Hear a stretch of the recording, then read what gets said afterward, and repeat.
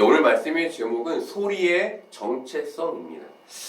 누군가가 여러분에게 당신은 누구십니까? 라고 묻는다면 여러분은 뭐라고 대답하시겠습니까? 아마 대다수의 사람들은 나는 과거에 이런 사람이었고 현재는 이런 일을 하고 있습니다 라고 대답할 겁니다.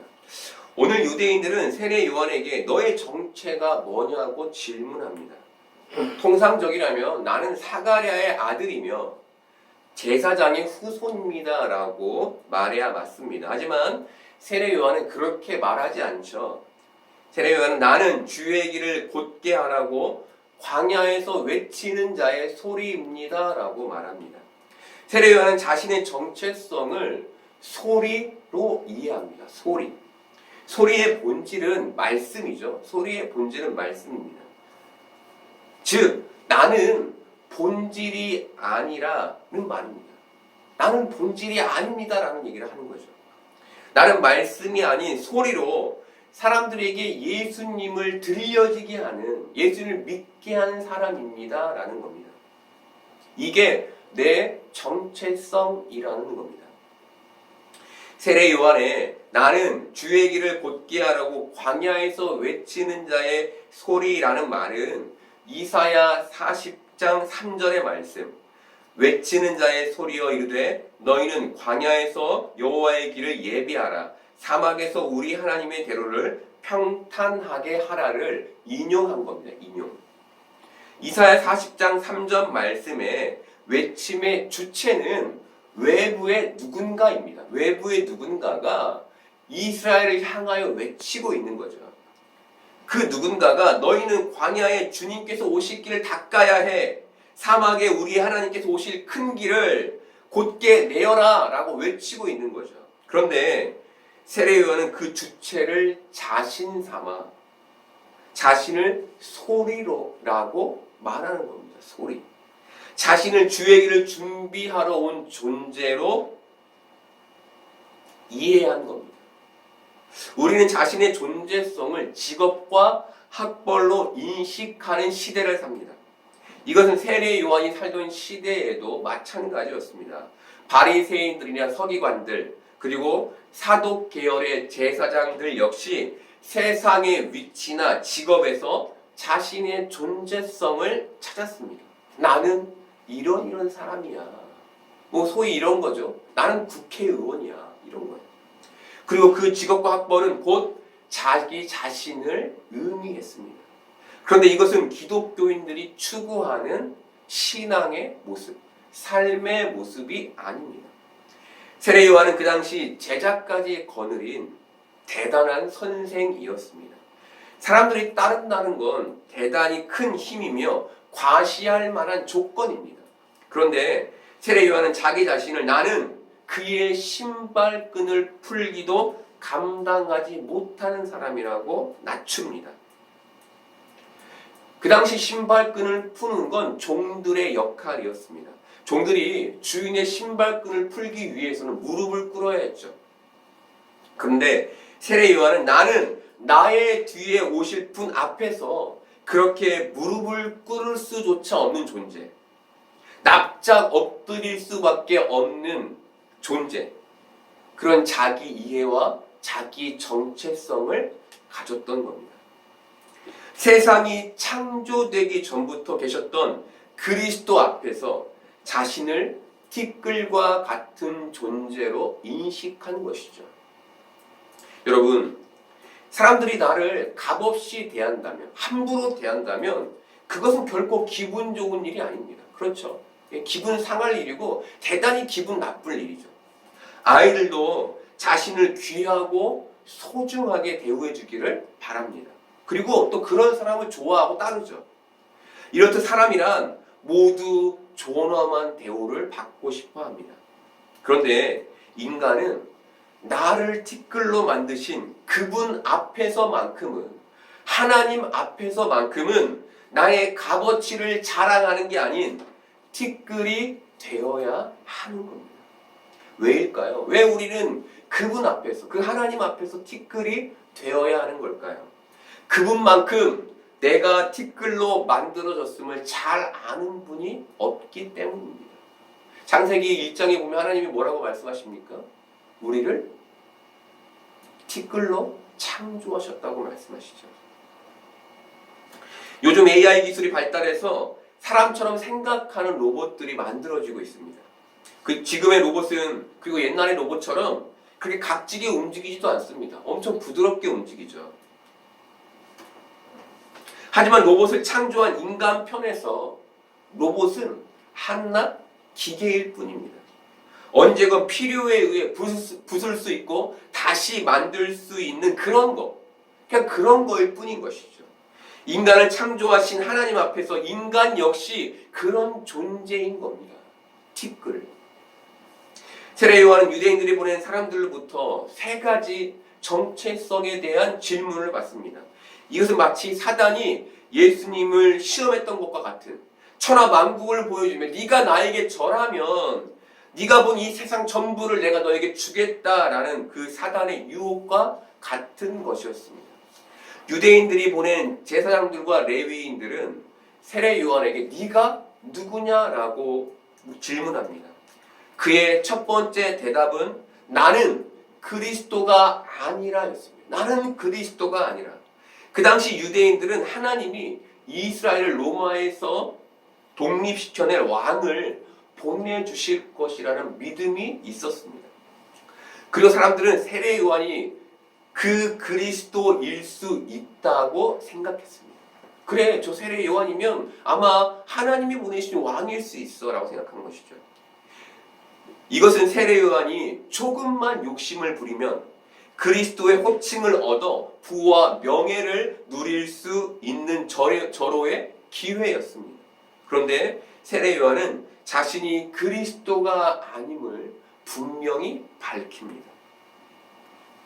두 번째로 이들은 좀 더 구체적으로 네가 엘리야냐라고 질문합니다. 말라기 4장 5절에는 엘리야의 도래에 대한 예언이 담겨 있습니다. 보라, 여호와의 크고 두려운 날이 이르기 전, 종말이죠. 그날에 내가 선지자 엘리야를 너희에게 보내리니. 엘리야 선지자는 북이스라엘을 하나님께로 인도하기 위해 하나님께서 크게 들어 사용한 선지자였습니다. 그리고 유대인들은 엘리야를 선지자 중에 가장 큰 선지자로 여겼습니다. 세례 요한이 자신의 정체성을 가장 큰 자에서 찾았다면 그는 자신을 엘리야라고 말했을 겁니다. 나는 하나님이 보내신 엘리야다라고 말했을 겁니다. 그리고 그는 큰 명예를 얻게 될 것이 틀림없었습니다. 하지만 세례 요한은 아니라라고 말합니다. 마지막으로 그들은 세례 요한에게 네가 그 선지자냐라고 묻습니다. 그 선지자는 모세를 가리킵니다. 모세는 이스라엘 백성을 애굽에서 인도하는 역할을 감당한 놀라운 하나님의 종이었습니다. 그가 큰 리더십을 가진 모세를 자처했다면 그는 하나님이 사용하시는 종으로서 대단한 힘을 가질 수 있었을 겁니다. 하지만 그는 아니라고 말합니다. 그리고 그가 한 말이 자신은 광야에 외치는 자의 소리라는 것이었습니다. 나는 주의 길을 예비하라고 광야에 외치는 자의 소리이다. 이렇듯 세례 요한은 자신을 세상의 명예와 힘, 권력과는 완전히 분리시켰습니다. 세례 요한은 왜 자신을 세상의 힘과 권력과 완전히 분리시켰을까요? 많은 사람들이 구주의 소식을 들을 수 있도록 힘과 권력의 상징인 성전에서 그 권력과 힘을 가지고 구주의 오심을 외치면 더 좋았을 텐데, 더 많은 사람이 듣고 주님께로 돌아왔을 텐데 왜 세상과 동떨어진 광야에서 구주의 오실 길을 예비한 걸까요? 성전에 하나님이 더 이상 계시지 않았기 때문이었습니다. 유대교가 속빈 껍질에 지나지 않았기 때문입니다. 그들에게 외적인 형식은 있었지만 그 안에 생명이 없었기 때문에, 그 안에 하나님이 계시지 않았기 때문에 그 체제를 체제와 영역 바뀐 광야에서 분리된 자로 활동했던 겁니다. 이것은 그가 유대교의 체제와 영역 속에서 더 이상 하나님을 기대할 수 없고 하나님을 찾을 수 없었음을 의미합니다. 여러분, 이 사실은 교회를 선전 삼아 다니는 우리에게 위기의 메시지입니다. 그것은 교회의 체제와 영역 속에서 하나님을 찾을 수 없다면 교회는 더 이상 교회로서의 사명을 감당할 수 없는, 하나님은 없고 형식과 체제만이 남아있는 세상과 다를 바 없는 장소가 되기 때문입니다. 교회에서 하나님을 더 이상 찾을 수 없다면 교회는 교회의 기능을 잃은 이름뿐인 교회로 남을 수밖에 없는 겁니다.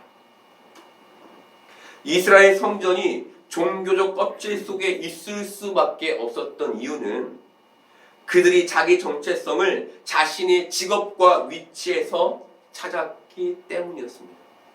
위치가 주는 권력과 물질을 자신처럼 여기며 하나님 앞에서 티끌이 되지 못했기 때문에 그들 안에 하나님이 계실 수 없었던 겁니다. 여러분, 만약 우리가 이 교회에서 나의 직분과 나의 자리를 통해 나의 정체성을 찾는다면 우리는 더 이상 하나님을 모신 성전일 수 없는 겁니다. 사실 우리의 신앙은 현실과 맞닿아 있습니다. 현실과 맞닿아 있다는 건 명예, 직위, 직분을 벗어날 수 없다는 의미입니다. 우리는 현실과 신앙을 분리시킬 수 없이 맞닿아 있는 삶을 사는 것이죠. 하지만 세례 요한은 현실과 신앙의 분리를 우리에게 보여주고 있습니다. 때로는 현실과 신앙을 분리해낼 필요가 있다는 겁니다. 그렇게 가까이 맞닿아 있지만 분리해낼 필요가 있는 것이죠. 나를 오롯이 신앙에서만 찾을 필요가 있는 겁니다. 자꾸 나를 현실과 엮어서 생각하지 않고 나의 존재됨, 나의 나됨이 어디로부터이며 누구로부터이며 지금 나의 삶의 목적이 무엇인지를 현실에서 분리시켜낼 필요가 있는 것이죠. 오롯이 하나님 앞에 서서 자신을 바라볼 수 있어야 하는 겁니다. 여러분, 세상으로부터 완전한 분리를 말하는 게 아닙니다. 저는 이번 주 한 주 계속해서 세례 요한을 묵상했습니다. 과연 그의 삶이 어땠을지, 그가 외친 광야의 부르짖음은 무엇이었을지를 생각하며 또 생각했습니다.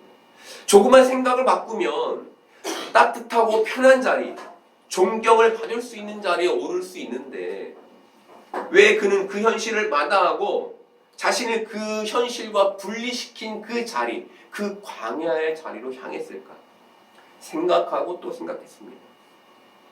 그리고 그가 아버지로부터 물려받은 그 제사장직을 버리기까지 그에게 얼마나 많은 고민이 있었고 또 광야의 삶이 얼마나 쉽지 않았을지를 보게 됐습니다. 여러분, 세례 요한은 바로 그 자리, 그 고민의 자리, 그 광야의 자리에서 자신의 정체성을 정확히 보았던 겁니다. 세상이 원하지 않는 자리, 세상이 버린 자리, 모두가 그곳으로 가고 싶지 않은 그 자리, 그 광야에서 그가 하나님을 대면하며 세상의 위치에 대한 욕심을 벗어버리고 티끌인 자신의 정체성을 확인할 수 있었던 겁니다. 그가 그 자리에서 자신을 소리로 이해한 것이죠. 그는 소리였습니다. 소리는 한번 불려지면 없어지고 맙니다. 세례 요한은 자신이 사명을 마치면 없어져야 할 존재인 걸 안 겁니다.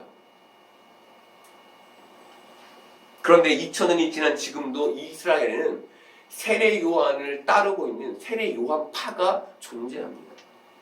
이것은 자신이 주의 길을 준비하는 소리임을 외친 세례 요한의 뜻과 삶을 전혀 고려하지 않은 사람들의 자기 주장이 만들어낸 결과입니다. 여러분, 사람들의 자기 주장, 사람들이 가지고 있는 자기 가치, 이것이 하나님의 뜻을 거스르게 하고 하나님 앞에선 자기 정체성을 보지 못하게 만드는 것이죠. 작은 교회는 모든 일을 목사가 해야 합니다. 그래서 때로는 지칠 때가 있습니다. 그런데 늘 그 지침 속에서도 제가 도달하는 자리는 감사의 자리입니다. 엊그제도 작은 교회를 하게 하심에 감사하다는 기도를 드리며 무엇이 그토록 감사한지를 생각하게 됐습니다.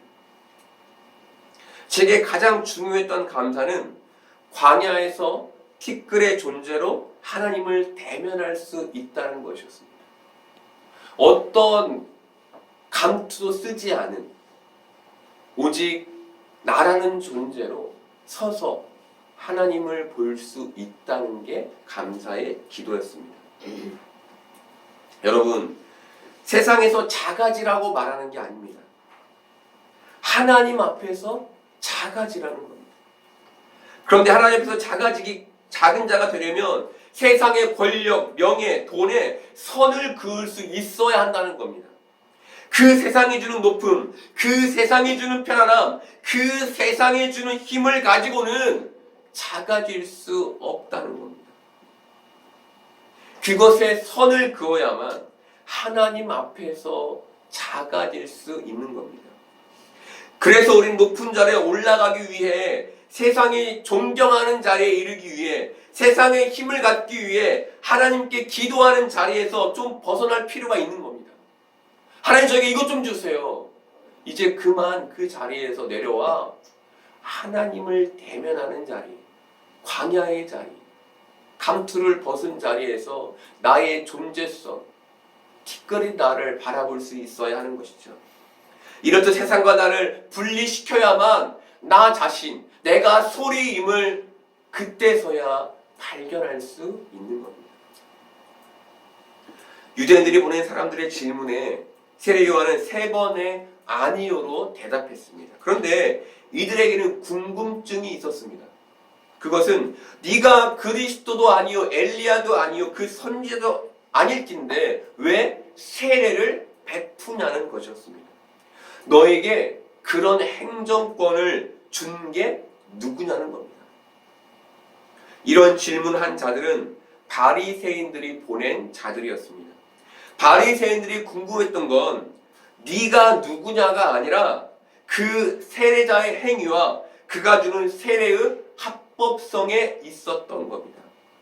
도대체 내가 그리스도도 아니고 엘리야도 아니고 선지자도 아니라면 너의 세례는 누구의 권위에서 온 거냐는 겁니다. 누구의 권위? 권위는 여러 사람들의 인정으로 만들어집니다. 그래서 사람들은 권위 있는 학자들의 책을 신뢰하죠. 왜냐하면 많은 사람들이 인정했기 때문에 신뢰합니다. 그런데 세례 요한은 그런 사람들의 인정을 받는 권위가 아닌 하나님 말씀의 권위를 따라 자신을 보내신 분의 권위를 따라 세례를 베풀었던 겁니다. 세상이 받아들일 수 없는 행동입니다. 왜? 세상은 세상의 권위만을 인정하기 때문이죠.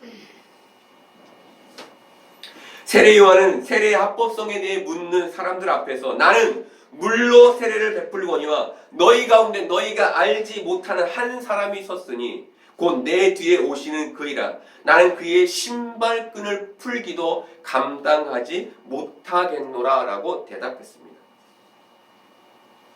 너희는 지금 나의 권위를 가지고 옳고 그름을 판단하려 하고 있지만 나보다 앞선 이가, 나와는 비교가 되지 않을 분이, 하나님의 권위를 가지신 분이 내 뒤에 오셔서 나보다 위에 있는 그 성령의 세례를 베푸실 것이라는 겁니다. 요한복음 1장 33절 보겠습니다. 나도 그를 알지 못하였으나 나를 보내어 물로 세례를 베풀라 하신 그이가 나에게 말씀하시되 성령이 내려서 누구 위에든지 머무는 것을 보거든 그가 곧 성령으로 세례를 베푸는 이인 줄 알라 하셨기에. 여러분, 세례 요한은 구약에 예언된 사람이었고 제사장의 아들이었으며 하나님의 능력이 관여하신 결과로 태어난 사람이었습니다. 모태에서부터 성령의 충만함을 입은 자였고 많은 무리들이 선생으로 따르던 자였습니다. 그렇지만 그는 그리스도를 그의 자리보다 무한히 더 높이 계신 분, 다른 세계에서 오신 분, 하나님의 권위를 가지신 분, 그가 감히 앞에 꿇어앉아 신발끈을 풀기도 감당하지 못할 분으로 여긴 겁니다. 그가 예수님에게서 하나님의 권위를 본 겁니다. 자신은 예수님이 오실 길을 준비하는 존재일 뿐이지 그 권위일 수 없음을 그가 안 것이죠. 그가 하나님 앞에 티끌로 섰을 때에 비로소 자신은 그 권위를 가질 수 없는 단지 소리일 뿐임을 명확하게 알게 된 겁니다. 여러분, 사람들은 세상의 권위를 가지고 싶어 합니다.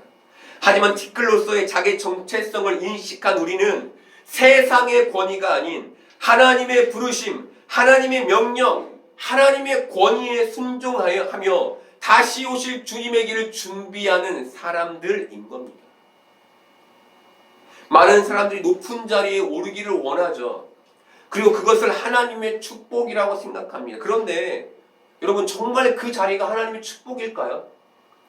그 자리에 앉았는데 부패할 수밖에 없고 교만해지고 하나님과 멀어진다면 그 자리는 축복의 자리가 아니라 저주의 자리인 것이죠. 그런데 그러면 사람들은 그 자리에 오르고 싶어 합니다. 교회를 열심히 다니다가 신앙생활을 열심히 하다가 병에 들어 시한부 인생을 살게 된 사람이 있었습니다. 여러분, 열심히 신앙생활했는데 병에 들면 하나님의 저주를 받은 겁니까? 아니죠. 그렇죠?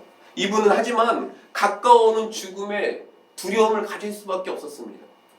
이때 한 목사님이 이분을 찾아가서 당신은 매일매일 참 생명과 더 가까워지고 있군요 라고 말해주었다고 합니다. 그러자 그때부터 이분은 죽음의 두려움에서 벗어나 죽어가는 하루하루를 참 생명과 가까워지는 기쁨과 감사의 하루하루로 살 수 있었다고 합니다. 여러분, 이분이 그렇게 신앙생활 열심히 하다가 병에 걸린 게 저주받은 겁니까? 그가 불행 속에 있는 겁니까? 오히려 지금 그가 축복 속에 있는 것 아닙니까? 하나님과 더 가까워지고 있는 그 하루하루가 기쁨과 감사가 넘치는 축복에 있는 것 아닙니까? 이것이 바로 하나님 앞에 선 자의 마음이며 자기가 소리임을 깨달은 자의 모습인 겁니다. 여러분, 세례 요한은 어떻게 죽습니까? 참수당해 죽죠. 자기가 그 자리에서 자신의 삶을 부인했다면 그는 참수당하지 않을 수 있었습니다. 근데 그는 티끌이었기 때문에 그 죽음까지도 감수한 것이죠. 사도 요한은 세례 요한이 세례를 베푸는 장소를 베단이라고 소개합니다. 사도 요한이 세례 요한이 세례를 주던 그 장소를 왜 이토록 구체적으로 명시하는 걸까요? 베다니는 요단강 건너편에 있는 작은 마을인데 통과의 집이라는 뜻을 갖고 있습니다.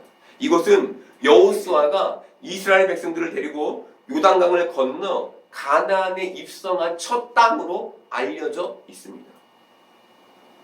사도 요한은 여호수아가 이스라엘 백성들을 가나안으로 인도했던 것처럼 세례 사역을 하는 세례 요한 역시 그 존재일 뿐임을 명확히 하는 겁니다. 세례 요한이 구원의 주체가 아니라 예수 그리스도가 구원의 주체이십니다. 그는 단지 그에게 사용되는 티끌일 뿐임을 명확히 하는 것이죠. 여러분, 우리가 세상에서 아무리 큰 명예와 아무리 큰 덕망과 인기를 얻어도 우리는 소리인 겁니다. 소리. 우리는 말씀이 될 수 없는 거예요. 우리는 그저 한번 들려지고 없어지는 소리인 겁니다. 이게 주의 길을 준비한 우리의 정체성이며 우리의 자리인 겁니다.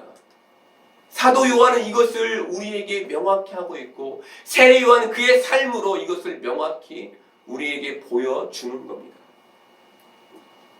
여러분, 오늘을 사는 우리의 정체성은 어디에 있습니까?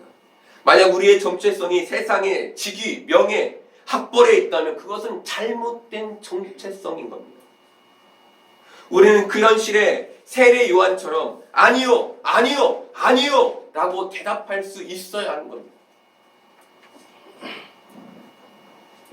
여러분, 사람들은 아니요라고 말하는 우리를 보며 바보라고 말할 겁니다. 높은 자리에 올라서 세상 사람들에게 신앙이 뭔지를 제대로 보여줘. 얼마나 멋있어 라고 말할 겁니다. 하지만 그것이 우리의 정체성을 교만으로 끌고 갈 수 있는 미끼이며 유혹인 것을 우리는 알아야 하는 것이죠. 나에게 돈이 많아지면 내가 교만해질 수 있는 사람이며 내가 명예가 높여지면 내가 하늘 높은 줄 모르는 사람이며 나의 인격이 바닥나는 사람인 것을 우리가 알아야 하는 것이죠. 여러분, 높은 지위에 올라가지 말라는 말이 아닙니다. 올라가서는 안 된다는 말이 아닙니다. 능력이 되면 그 자리에 자연스럽게 오르게 되겠죠.